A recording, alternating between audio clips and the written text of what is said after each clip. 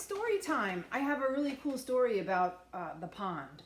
We just talked about, when we were talking at calendar, we talked about what a pond is, that it's a habitat, a place where animals live. And it's a really cool habitat to study in the spring because all the animals are being born in the spring. Animals are coming out of hibernation and animals are coming back from migrating. So there's a lot of different animals there.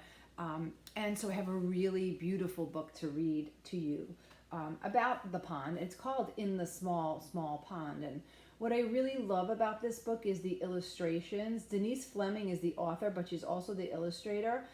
And it reminds me of that Underground book that I read to you. The illustrations are really beautiful. They're going to show you what we see at a pond, and they're also look like they're done with paint or watercolors. It's really beautiful. And in fact, it's funny because I see this round circle here. This is a medal. It's like something that you would get a prize or a medal for playing a sport or in dance competition or some kind of competition in karate. Books get medals also. This is the Caldecott Honor Medal.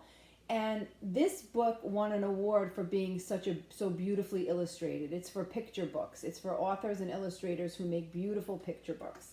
So this is a winner, and it's really beautiful. So let's read it together. In the Small, Small Pond. This is the cover, the front cover, right? And where's the title? Right here, right? Then this is called the title page. It repeats it. Okay, you see those beautiful colors we see at the pond? Green.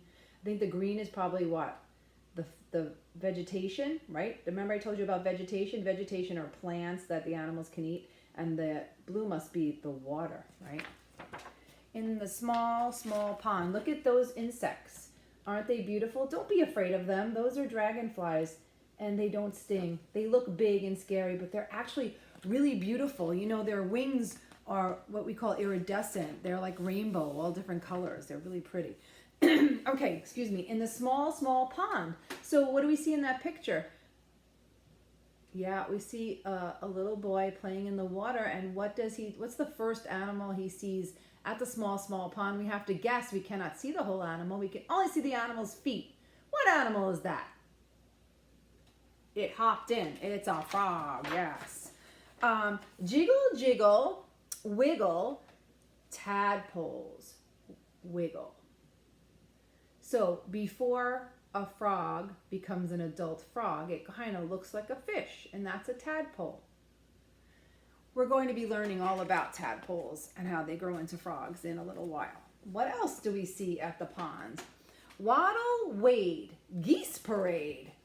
You didn't mention this in the other conversation we had about ponds, but yes, lots of geese at the pond. Can you spy a little frog peeking out of the water? I see him right here, right? And there's the goslings. That's a baby geese. A baby goose is a gosling, right? Hover, shiver, wings quiver. There's those beautiful, beautiful dragonflies. And there's that froggy peeking out again. Drowse, doze, eyes close. What animal do you see now at the pond? Look at how beautiful they are. Those are turtles. Turtles are at the pond too. Lash, lunge, herons plunge. A heron is a big bird with long legs that we see near the water. And what do you think he's trying to eat, that heron? Uh-oh. He's trying to get fish, but it looks like the frog jumped away. He almost got a beak to the foot. Splatter, splatter, minnows scatter. Do you see? You know what a minnow is? It's a small fish. Who's trying to eat those small fish? Maybe the heron, maybe even the frog if they're small enough. Circle, swirl, whirligigs twirl.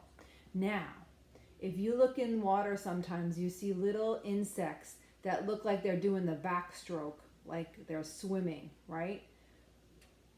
See the circles all around them? They make little circles in the water. Sweep and swoop, swallows scoop. That's a type of a bird you see in the pond, a swallow. And what is he trying to eat? Yeah, he's eating those little minnows. Ooh, in some ponds. We see click, clack, claws crack. We might see crabs or lobsters, I guess, in some ponds. I don't know. I've never seen a lobster in a pond, but there might be little crabs. Dabble, dip, tails flip. Ooh, what are those ducks doing? Yeah, they're dunking their heads under the water to catch fish. Ooh, splish, splash, paws flash. Do you know what that animal is that you might see at a pond? That's a raccoon, and raccoons usually only come out at night, so you most likely will not see them during the day. If you do, you shouldn't try to ever touch a raccoon because they're a wild animal. Pile pack, muskrats stack. This is an animal that kind of looks like a rat, a rodent, but it's a muskrat, and the muskrat lives by the pond.